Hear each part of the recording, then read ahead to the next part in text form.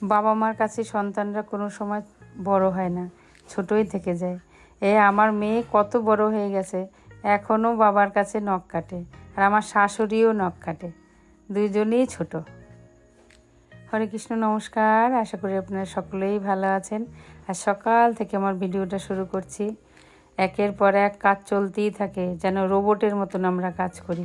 সকালে আমার ভগবানের সেবা দেওয়া হয়ে গেছে। আমার মতন কি আপনারাও কি এভাবে ভগবানের ভোগ সাজিয়ে দেন? আমার তো খুব ভালো লাগে।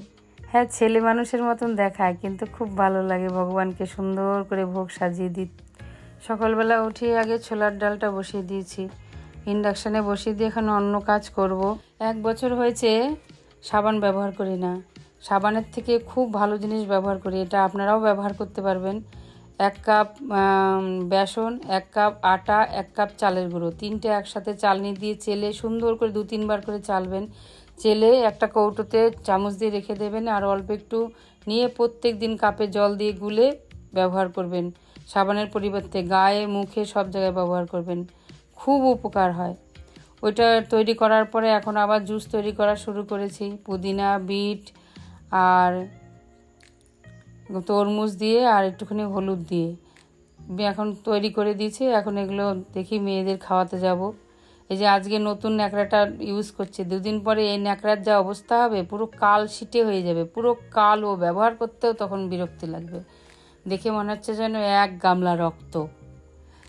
এত সুন্দর টেস্ট হয়, অথচ যেই মেয়ের কাছে নিয়ে যাব দেখবেন নাক ছিটাবে, খাবে না, জোর করে খাওয়াতে হয়। এমনভাবে খাবে মনে হয় যেন বিষ খাচ্ছে, এমনভাবে খাবে। কিন্তু একবার যদি শরীরে যায়, শরীরের কি উপকার হবে। চলুন যাই দেখি খাওয়াতে পারি কি না, জোর জবরদস্তি খাওয়াবো। এই যে আপনারাও প্রতিদিন খাবেন সকালবেলা। আমার মেয়ে বলে কি বিষ, খাওয়াতো না বিষ, এত সুন্দর তৈরি করে দিয়েছি, বলে কি বিষ। দারুণ দারুণ লাগছে। কেমন, ভালো না? বিচ্ছিরি।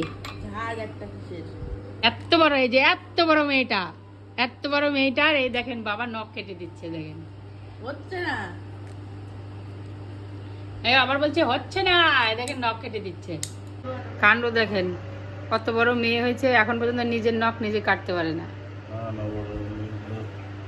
নখটার অবস্থা কি হয়েছে, নখ ঢুকে যায় না চামড়ার ভিতরে, ও কাটতেই পারে না। দেখেন ওর বাবা কাটছে কিভাবে। আমরা যখন ছোট ছিলাম আমার বাবু টাক করে দিত, জানিস। আমরা চুল কাটতে সেলুনে যেতাম না, তখন অত সেলুনের চল ছিল না। ছোট্টবেলায় আমিও আমার মেয়েদের চুল কেটে দিয়েছি, যখন ওরা নার্সারিতে পড়ে, একটু যখন মনে নিজের বুদ্ধি হয়নি ততক্ষণ পর্যন্ত আমি বাড়িতে চুল কেটে দিতাম। আমার শাশুড়িরও চুল এখনও কেটে দিই আমি। শাশুড়ির ছোট ছোট করে চুল কেটে দিই, যাতে চুল বাঁধতে না হয়। বাপ বেটির সাথে বক বক করে আমার সময় নষ্ট হয়ে গেল অনেকক্ষণ। এখন ওর বাবা 1 গাদা বাজার নিয়ে এসছে, দেখুন আজকে প্রথম লিচু আনলো এই বছরের। বাজারটা ঠিক করে আবার সকালবেলা রুটি তরকারি, রুটি আর ছোলার ডাল দিয়ে আসলাম ভগবানকে ভোগ। তারপরে এখন সবাইকে খেতে দিয়েছি। সব সময় তো আর ভিডিও করা হয় না, আরে এক হাতে আর কত করব। এদিকে আবার রান্না বসিয়ে দিয়েছি। আজকে আর বেশি কিছু রান্না করব না, যেহেতু সকালবেলা ডালটা রান্না হয়ে গেছে, আর ডাল করব না। উচ্ছে আলু ভাজা করেছি, আর ঝিঙে পোস্ত করেছি, আর লিচু এনেছিল আর লিচুটা দিয়েছি।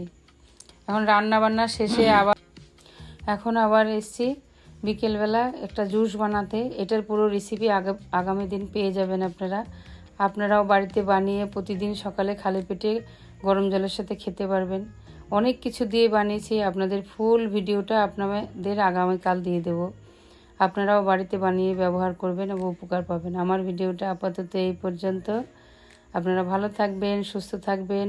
আর যদি আমার ভিডিও আপনাদের ভালো লেগে থাকে তাহলে আমার পাশে থাকবেন। হরে কৃষ্ণা।